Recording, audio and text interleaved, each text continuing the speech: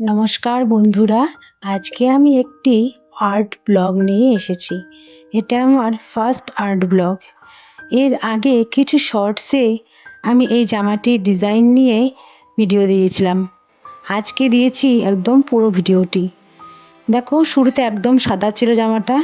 আমি পিডিলাইটের acrylic colour দিয়ে পুরোটা কলকা ডিজাইন করেছিলাম। এই জামাটি একটি ছোট্ট মেয়ে, যার মুখে ভাত হবে, তার ছিল। তার মা আমাকে অর্ডার দেয় এবং আমি সেটি কমপ্লিট করে দাদিদেরকে দিয়ে দিই। আমি সেই দিদিকে ধন্যবাদ জানাই যিনি আমাকে অর্ডার দিয়েছিলেন এবং আমার মধ্যে সেই সম্ভাবনাটাকে তিনি জাগিয়ে তুলেছিলেন। তার উৎসাহ আমাকে অনেক অনেক আগ্রহিত করেছে।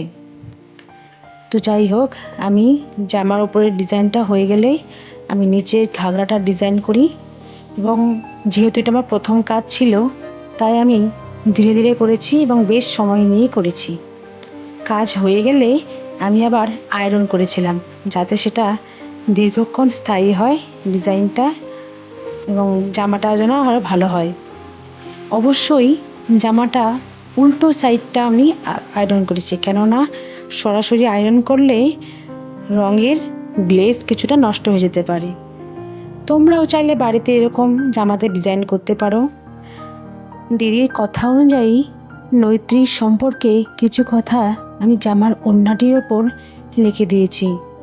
তাকে আমি অন্নপ্রাশনের শুভেচ্ছা জানিয়ে শুভ অন্নপ্রাশন কথাটিও নিচে লিখেছিলাম, যেটার ভিডিও ক্লিপ নেওয়া হয়নি। যাই হোক, সবশেষে কেমন হয়েছে তোমরা আমাকে জানিও। আর তোমাদের উৎসাহ পেলে এমন বড় ভিডিও আমি দেব। ডিজাইনটি দেখো কেমন হলো। ভালো লাগলে পাশে থেকো, লাইক কমেন্ট করে আমাকে উৎসাহিত করো। তো আজকের মতো এতটুকুই। দেখা হচ্ছে পরবর্তী কোনো ভিডিওতে। সবাই ভালো থেকো, সুস্থ থেকো। চলো, টাটা।